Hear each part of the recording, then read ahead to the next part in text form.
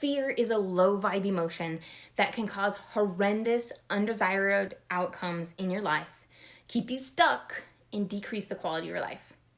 There are a few acronyms for fear that I use quite often: false evidence appearing real, fuck everything and run, or best of all, face everything and rise. If you choose to live in a fear-based life, you are shutting yourself down to all kinds of opportunities. Fear holds you back. Fear is just a story we tell ourselves. More often than not, the fear we're feeling isn't even real. It's thoughts we've allowed ourselves to get wrapped up in. Some people live in an immense and intimidating world of fear that takes complete power and control over their lives. It does not have to be this way.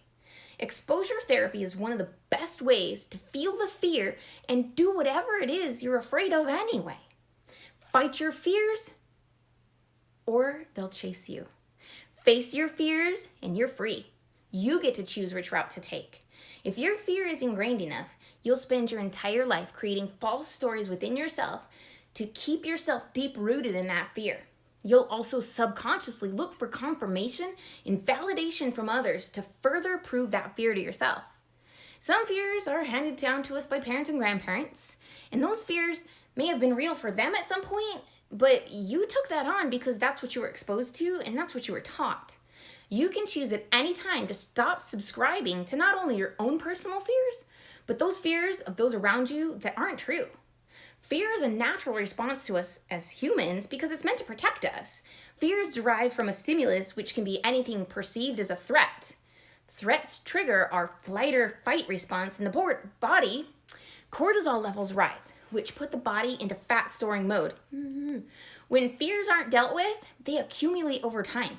Fear is a form of energy in addition to being an emotion. The energy will eventually need an outlet. When you can't store fear anymore, it comes out as pain and struggle.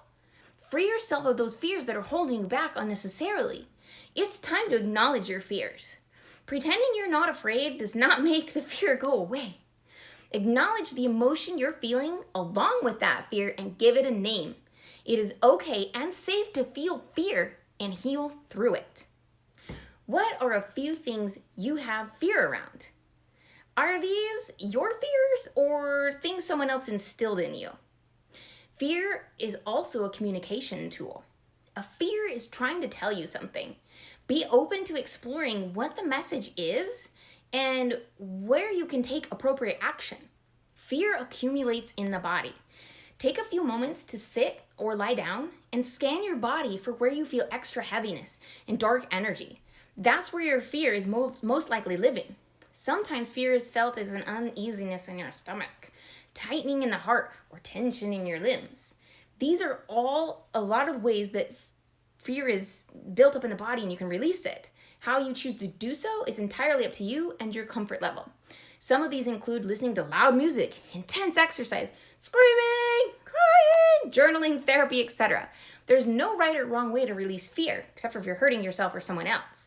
But once you find, I suggest you go with a variety of options that fit your personality and which are most effective for you.